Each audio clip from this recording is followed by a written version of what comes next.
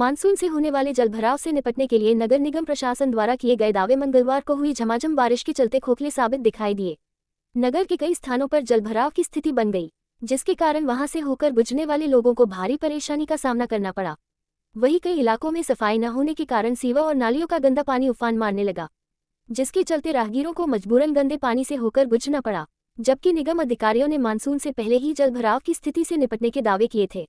इतना ही नहीं बल्कि नगर आयुक्त जगप्रवेश ने अधीनस्थों के साथ वृंदावन के कई इलाकों का निरीक्षण कर संबंधित विभागीय अधिकारियों को मानसून से पहले ही शहर के छोटे बड़े नाले व सीवर लाइनों की सफाई कराने के आदेश दिए थे, जिससे कि स्थानीय लोगों को जलभराव से होने वाली परेशानी से निपटा जा सके।